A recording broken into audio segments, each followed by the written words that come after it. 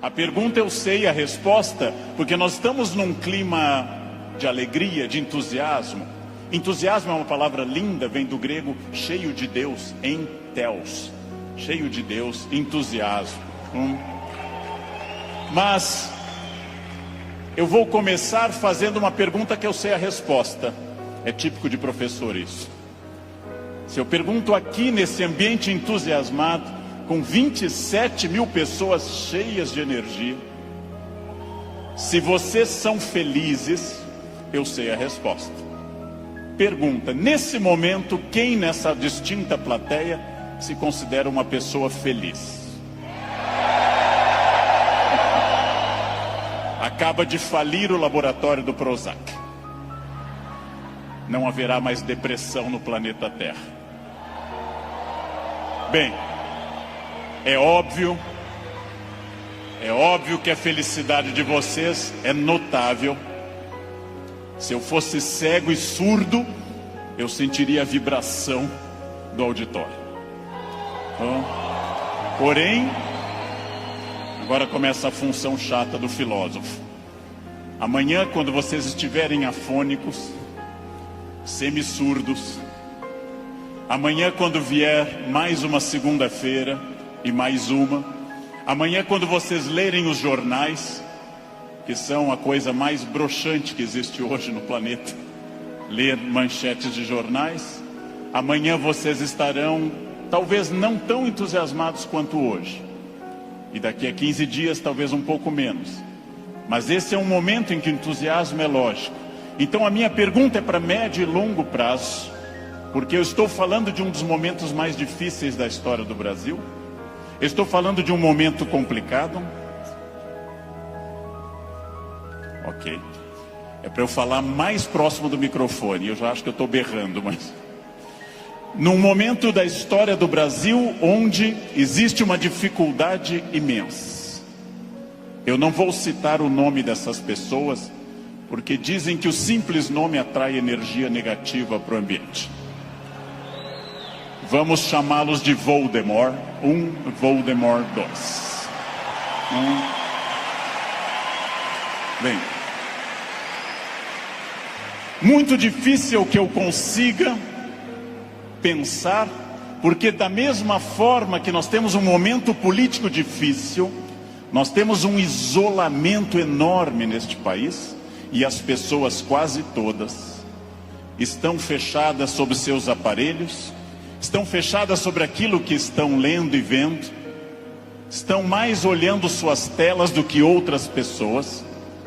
Há um individualismo enorme, crescente, há um individualismo que nos domina nesse momento, sem sombra de dúvida.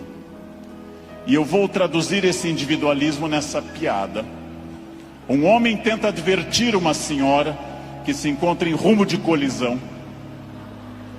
e grita o núcleo duro da mensagem, vaca, porque ele não tem tempo para elaborar uma frase, ele não tem tempo para dizer, cuidado, ó senhora, haverá um choque.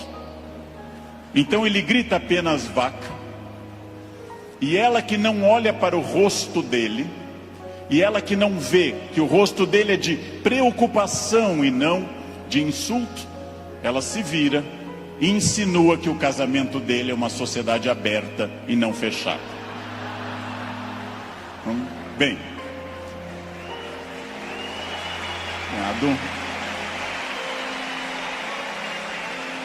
primeiro problema e primeiro conselho que eu dou a vocês, para que vocês reflitam, aceitem ou rejeitem como desejarem.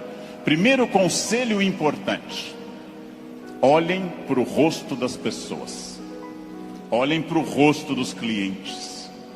Olhem para o rosto de quem está comprando, porque o rosto humano é um livro poderoso que traduz tudo.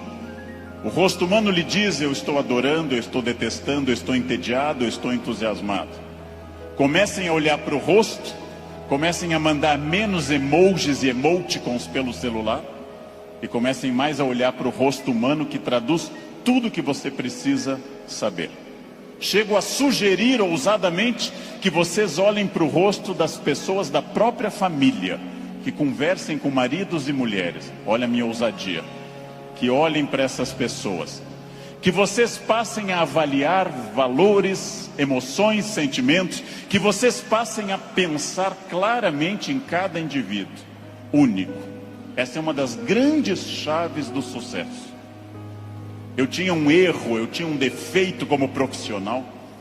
Há alguns anos eu entrava num grande evento como esse pensando o seguinte: acabei de chegar de Foz do Iguaçu, dei palestra lá, amanhã eu tenho que estar cedo em São Paulo, depois eu vou para a Bahia, depois eu tenho que voltar correndo da Bahia, porque eu tenho aula na terça-feira de manhã cedo em Campinas. E eu vivia no compromisso seguinte, eu vivia no momento seguinte. Isso é um defeito. Vivam no momento que vocês estão.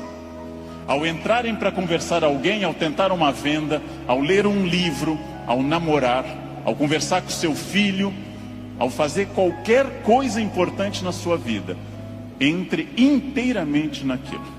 Não fique pensando o que vem depois. Faça daquela experiência única, e que a pessoa que está com você não entenda e não sinta, em hipótese alguma, que ela é um obstáculo ao seu horário, que ela é um obstáculo à sua realização.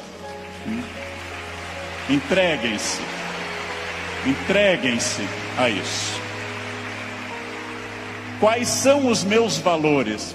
De novo, parece uma pergunta estranha, mas é uma das perguntas mais importantes que nós temos.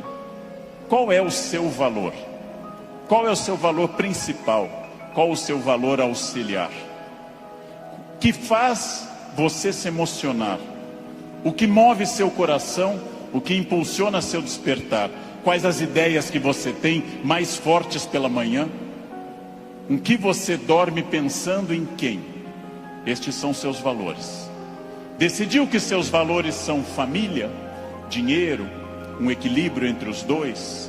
Decidiu que seus valores são viagens, família, dinheiro, um equilíbrio entre os três? Perfeito. Definido o valor, procure este valor obsessivamente, sem cessar em nenhum momento.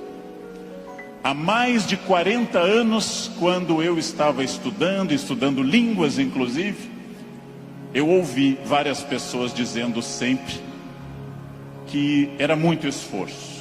Quando eu fiz a faculdade, evitei excesso de festas, evitei maconha, o que num curso de humanas na USP é um isolamento muito grande, não pegava ninguém. Evitei coisas, foquei no que eu queria. Eu estou aqui para estudar. Eu estou aqui para estudar muito. Depois continuei estudando e fiz mestrado e doutorado, fui morar fora, aprendi línguas e sempre mirando no meu valor. Meu valor é ser um profissional de excelência. E não apenas excelência média, de grande excelência. Então, eu mirei desde o início, gente. Eu mirei na ideia que eu quero ser Alexandre o Grande, não Alexandre o Médio, nem o Pequeno. Não quero ser médio, não quero ser a pessoa legalzinha. Por incrível que pareça, e até vaidoso que possa parecer a vocês, mas isso foi um lema de vida. Desde muito cedo eu disse: eu quero ser, se não o melhor, um dos melhores professores do Brasil. Um valor alto, vaidoso. Só que eu aprendi que mirando alto, às vezes a gente consegue um pouco menos. Se você mirar baixo, você consegue ainda menos. Mire alto. Não tente ser o melhor vendedor do condomínio, é muito pouco. Não tente ser a melhor pessoa da rua, é muito pouco. Mirem alto. Mirem alto e busquem isso. Eu quero ser o melhor vendedor do Brasil. Simplesmente isso. Se alguém acha que não pode, ache os instrumentos para poder. E aí um outro conselho importante. Querem saber quando está dando certo? Querem saber quando o projeto de vida de vocês acertou no valor? São aqueles semi-amigos. Semi-amigo é o inimigo que lhe abraça. Chegam a você e lhe dizem: você tem sorte, né? Nossa, você tem muita sorte. Prestem atenção nessa frase que o tio Leandro vai dizer. Sorte é o nome que o vagabundo dá ao esforço que ele não faz. Então, sorte existe, sim. Eu não controlo tudo. Eu não sou Deus, eu não controlo tudo. Por vezes eu estou em Congonhas, o avião tenta aterrissar e arremete. É para testar a força do esfíncter de vocês.